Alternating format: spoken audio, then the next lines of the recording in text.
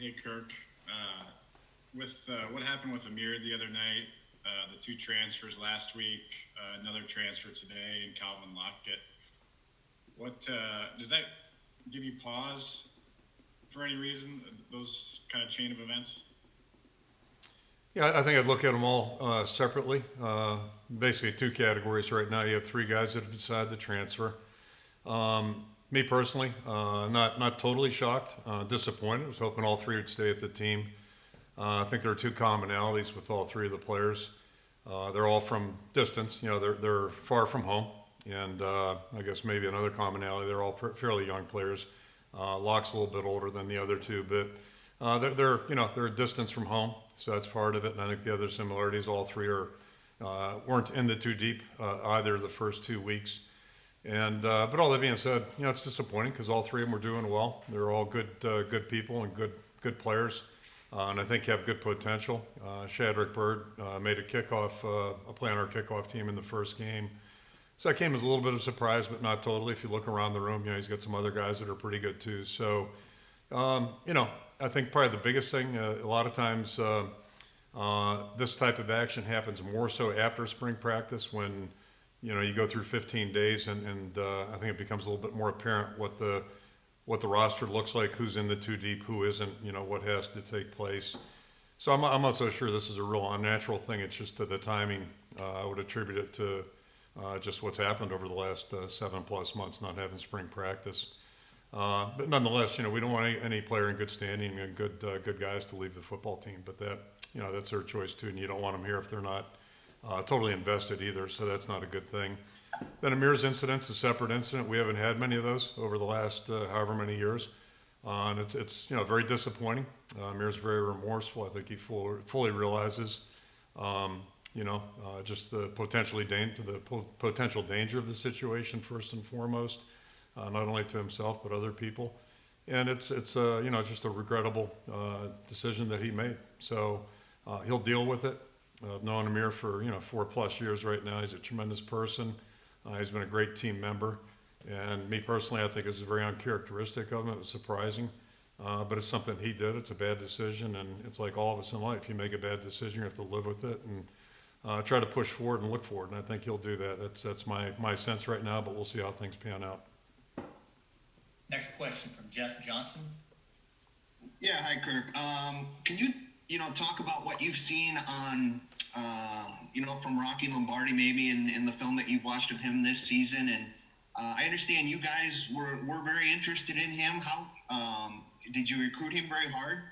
Yeah, certainly. He's an in-state player, one of the better players in state, his senior year. And we actually, ironically, lost. I was trying to remember how many years ago. They had a good lineman at the same high school that went to Michigan State probably a decade ago now.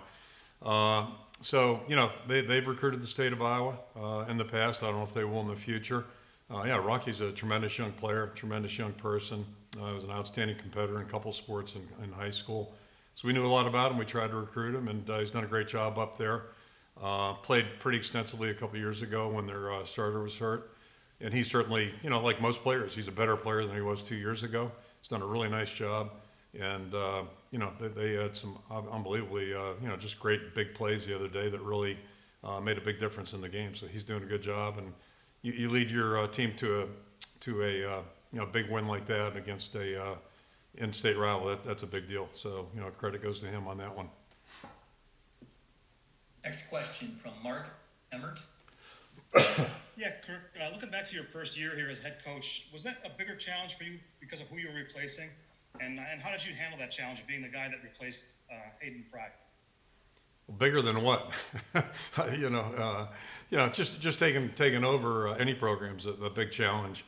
And obviously, this situation, I was familiar with it because I had worked here for 9 years under Coach Fry. So I looked at that as probably a good thing because at least I had a feel. At least I thought I had a feel for the program, the state, what it took to be successful.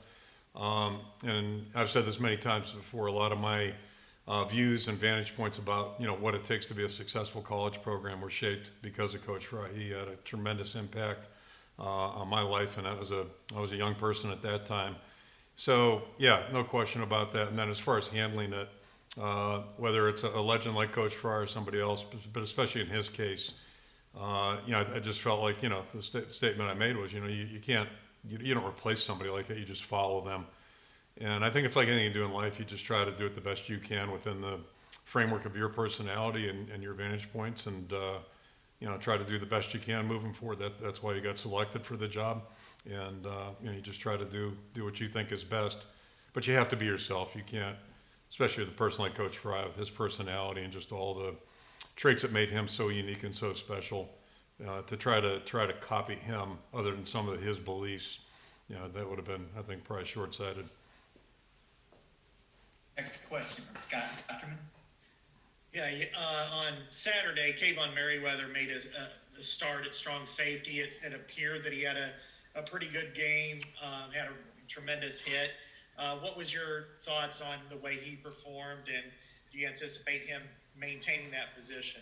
Yeah, we'll see how it goes as we move forward. And, a lot of it's just matchups and your opponent, what they do offensively, that type of thing. And then also it's not just about Kayvon, although he was a factor in that, but it's about getting your guys in the best positions for them individually. So it's a little bit more of a complex equation. But, we really feel good about Julius. We feel good about Kayvon. We feel good about Dane. And so it's a little bit of a luxury, I think, in that we've probably got 5 guys that we feel are starters, or 6 guys. Excuse me. So that's a good thing. This whole thing is very fluid, so we'll just keep pushing forward and see what takes place and what adjustments we have to make. But Kayvon in particular, I'll just say this, I thought he got off to a good start. Then he kind of dipped a little bit. I thought he drifted a little bit, just his focus, his concentration. And then he's really come back and done a really nice job, and not just the last couple of weeks, but over the last couple of months. Like you can just see him hitting stride and growing into the kind of player we thought he might have a chance to be. So just pleased with his growth and progress. And I can say the same thing about Julius. I can say the same thing about Dane and the other guys. Although Dane really hasn't dipped off at all. So, but anyway, it's been good to watch Kayvon's development. Question from Tom Kaker. Hey, Kirk. Obviously, this is a strange year, different year for you guys. You get off to a 0-2 start. How do you kind of keep the team together? Because it could, obviously with a weird year, it could slide pretty quickly. And how's your leaders stepped up in this situation? Yeah, I mean, it could slide in any year. And, so this year is unusual, but we're dealing with it on a week-to-week basis, day-to-day basis. And, as you guys know, I tell stories. I've been around long enough to you've kind of gone through things that are similar to this at some point in your career, probably. And we were 3-0 in 08, but pretty soon we were 3-3, and we were 0-3 in the conference. So that's probably the closest equation I could give you to this situation. It didn't feel very good being 0-3 in Big Ten play. It didn't feel being real good being 0-1 or 0-2 that year either. But, that year ended up being one of the most enjoyable years I've ever had in coaching. And that team is one of the, not that you rank your teams or anything like that, but I just have nothing but fond memories about that team. And it goes right back to the point that you just made. It was all about our leadership. And it came from a lot of different places, a lot of different levels. But we were 3-3. We were 0-3 in the league. We had 3 one-possession losses straight. And that's hard. It tests you. There's a lot of, noise and, opinions on the outside, all that stuff. And it's all about, what we do internally. If our focus stays where it needs to be, and if it's, it never changes. It's all about trying to get better this week and see what we can do this week and play our best this week. So, that team bought into that philosophy, and they just kept pushing. And, we came out of it, got a big victory, then another big victory, had a disappointing loss, but they bounced back from that and pushed it right on through. So that's what I alluded to earlier in the comments. Just I think it's technically 78% of our season is left. And that's according to Caleb Shudak. He's pretty good in math. So, that's what we're looking at right now. There's a lot of football in front of us, a lot of season in front of us, and what we need to do is grow and find a way to push this thing over the top. And all you got to do is look at our opponent. They did a great job of that week 1 to week 2 over the last 2 weeks. So that's what the game's all about. Next question from Eric Olson. Yeah, Kirk, a couple quick ones. The first one, Amir, is his suspension just for this week, or have you decided on that? Yeah, our standard team policy has been a one week suspension. He also has some athletic department protocol he'll go through. So I'm anticipating he'll handle that well. and he practiced on the scout team yesterday. He'll do that all week. So yeah, as far as I know, unless something unforeseen would happen or come up, then yeah, that'll be the plan. And then my other question was, and I know you've been asked about home field and visiting team this year. I hope you'll indulge me in one. The dynamic of maybe visiting teams being a little more comfortable this year, and home teams maybe psychologically maybe feeling a bit awkward with the empty stadium. Does that dynamic ring true with you, having been on the road now and played at home? Yeah, you know, we said that last week, and I think I made the comment I was a little bit more concerned about it being home than on the road to that point. So after being in both now, yeah, I'd concur with that. I think it's accurate. But all that being said, that's not what the game gets decided by, and it can be a crutch if you want it to be a crutch. Hopefully nobody in our building is looking that way, and you know, it's all about what we do on the field. It really is. It's about our production on the field and how we play, the energy we have, and but we you know, it's just smart to know going into it that it is going to be what it is, pretty quiet, and just like, you know, if we were going into a hostile environment, you obviously want to be prepared for that. This year, that won't be as big a factor, and hopefully it's the last year we ever have to talk about that. Next question, Chad Leisterco. Hey, just following up on Tom's question there. What have you seen? I know you didn't get practice today, but from the guys, as a response, you've commented in the past, and you've got good guys on the team. Do you feel confident that you will not lose this team, so to speak? Yeah, you must know something I don't know, Chad. I don't know what's going on, but yeah, our guys have been great. They were good on Sunday. Looking at the film, you know, there are a lot of good things on that film. There are a lot of things that were painful. So you know, it's like every game. But when you don't win, it's a little harder. You know, it makes it a harder day. But they were great on the field yesterday morning. I thought we had a good workout, got a lot done, a lot accomplished. Good meetings last night. And you know, I have no reason to think that they're not going to just keep pushing forward. And I have no reason to believe that. I think we have good players. And I think we have good people, as I've said. And they haven't seen anything to the contrary, you know. And obviously coaches have little things they look at all the time and watch. And you know, I'm seeing a lot more good than negatives, that's for sure. Next question from Mike Halas. Eric sort of asked part of what I'm about to ask, but when you see what's going on with Wisconsin and with Clemson's quarterback and so many things like this, and then when you come out of the tunnel at Kinnick and there's almost nobody in the stands, does this whole thing feel a little bit off to you, or are you so tunnel vision with football that you don't even think about it?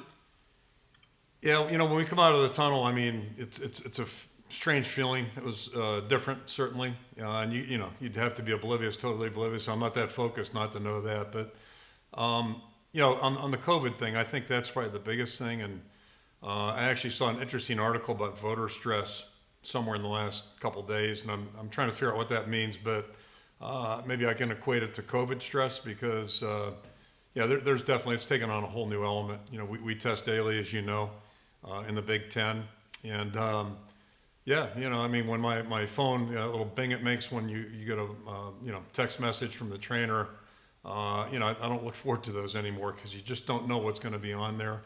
And I think, yeah, certainly you just look across the state border here, and it's just a good reminder. You know, it's a constant reminder that this thing is just day to day right now. And I think we've all known that really at least since March, if not sooner. But you know, it's very real.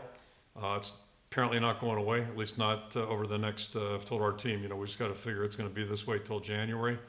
So you take it a day by day. You don't assume anything, and you know, just hope for the best. Try to be as smart as you can, but you know, there's nothing you can do to be 100%, you know, insulated from this thing. I don't think so.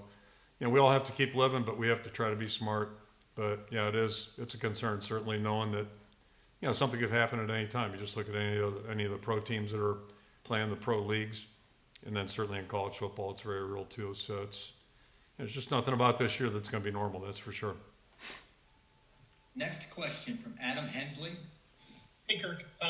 This is kind of a two-part question, but I guess thinking back to last season, in what ways have you seen Davian Nixon improve, like his play on the field? And then also, how have you sort of seen him emerge as one of your vocal leaders on the defensive side of the ball? Yeah, I mean, to me, football, especially college football, but I think football at any level is all about growth and it's all about development. And, every now and then, guys come in here and play right off the bat. That doesn't happen a lot. It's really uncommon. And last year, in Davion's case, we had two guys that were seniors, both with, Reef and Lattimore in there. And not only seniors, but they were guys that, if you remember last year, I meant to comment about how well they had done that spring prior to their senior year. And I was concerned, just about their consistency level of both those guys. And then they had great springs, not good springs. So going into the season, we felt like we really had two starters that we were really comfortable with and knew that we're going to do a good job. And then Davion was coming up the ranks. And, he got to play a lot last year. But he certainly has grown. He's practiced well. And I think he's played really well in 2 games. And he clearly has, worked his way into a starting role. A starting role where he's impacting our defense in a positive way. And it's the same thing off the field. So that's it's just good to see. And that's, if we're going to be a good team, we need those kinds of stories on both sides of the balls and both on special teams as well. That's just how teams come together and, and they grow.